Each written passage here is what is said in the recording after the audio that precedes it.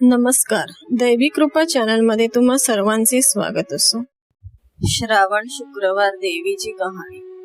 आटपाट नगर होतं, तिथे एक गरीब ब्राह्मण राहत होता। तो दारिद्र्याने फार पिडला होता। त्याची बायको शेजारणीच्या घरी एके दिवशी गेली। आपल्या गरिबीचं गाणं गायलं। शेजारणीने तिला शुक्रवारचं व्रत सांगितलं। ती म्हणाली, बाई शुक्रवारचं व्रत कर।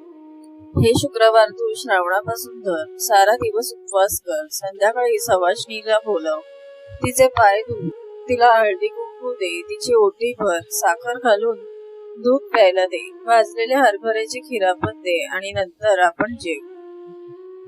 याप्रमाणे वर्षभर करून नंतर त्याचं उद्यापन करावं असं तिनं सांगितलं। ही घरी आली, देवाची प्रार्थना केली आणि शुक्रवारचं व्रत करू लागली। त्याच गावात तिचा भाऊ राहत असे। तो एके दिवशी सहस्त्र भोजन घालू लागला। साऱ्या गावाला आमंत्रण केलं, बहिणीला काही बोलवलं नाही। ती गरीब, तिला बोलवलं तर लोक हसतील। पुढे दुसऱ्या दिवशी सारे भावाकडे ब्राह्मणांच्या थवेच्या थवी येत आहेत, पोटभर जेवत आहेत। बहिणीने विचार केला, आपला भाऊ सहस्त्र भोजन घालतो आहे, बोलावणं करायला विसरला असेल तर आपल्या भावाच्या घरी जायला काय हरकत नाही, असा मनात विचार केला। सोवळं नेसली, बरोबर मुलांना घेतला आणि भावाच्या घरी गेली।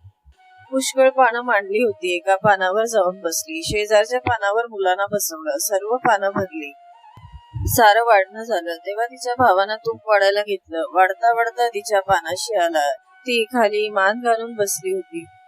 तिला हाक मारली, ताई तुला वस्त्र नाही, पात्र नाही, दाग नाही, दागिना नाही, तुझ्याकडे पाहून सगळे लोक हसतात, त्यामुळे मी तुला बोलवलं नाही। आज तू जेवायला आलीस, ती आलीस, आता उद्या येऊ नकोस, असं सांगून तो पुढे गेला। ही आपली तशीच जेवली, हिरमुसलेलं तोंड केलं, मुलांना घेऊन घरी आली। दुसऱ्या दिवशी मुलं म्हणू लागली, आई मामाकडे जेवायला चल। बहिणीने विचार केला, कसा झाला तरी आपला भाऊच आहे, बोलला म्हणून काय झालं, आपली गरिबी आहे तर आपल्याला ऐकून घेतलंच पाहिजे। आजचा दिवस आपला बाहेर पडला, तितकाच फायदा झाला, असं म्हणून त्याही दिवशी ती भावाकडे जेवायला गेली। भाऊ तूप वाढता वाढता तिच्या पानाशी आला। ती खाली मान घालून बसली होती। भावानं तिला हाक मारली, ताई भिकारडी, ती भिकारडी, आणि सांगितलेलं ऐकत नाहीस, तू जेवायला येऊ नको म्हणून काल सांगितलं, आज आपल्या डुकरणीसारखी पोरं घेऊन आलीस, आज आलीस तर आलीस, उद्या आलीस तर हात धरून घालून देईल। तिनं ते मुकाट्याने ऐकून घेतलं, जेवून उठून चालती झाली। पुन्हा तिसऱ्या दिवशी जेवायला गेली। भावानं पाहिलं, हात धरून घालून दिली, फार दुःखी झाली। देवीची प्रार्थना केली, सारा दिवस उपवास घडला। देवीनं तिची दया आली, दिवसेंदिवस सुखाचे दिवस तिला येऊ लागले। असं करता करता वर्ष झालं, बाईचं दरिद्र गेलं।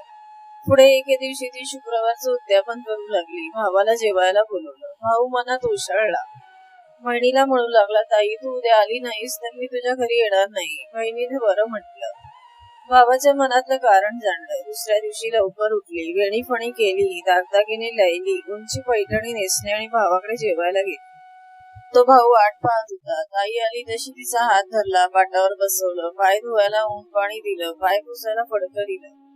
इतक्या जेवायची पानं वाढली। ताईचं पान आपल्या शेजारी मांडलं। भाऊ जेवायला बसला। ताईनं आपली शालजोडी काढून बसल्यापोटी ठेवली।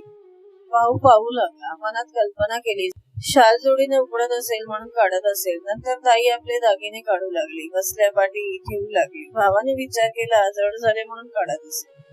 नंतर ताईने भात कालवला, मोठासा घास केला, तो उचलून सरीवर ठेवला, जिलबी उचलून मोत्याच्या पेंड्यावर ठेवली। भावानं विचारलं, ताई हे काय करतेस? ती म्हणाली, दादा मी करते तेच बरोबर आहे, जिला तू जेवायला बोलवलंस तिला मी भरवते आहे।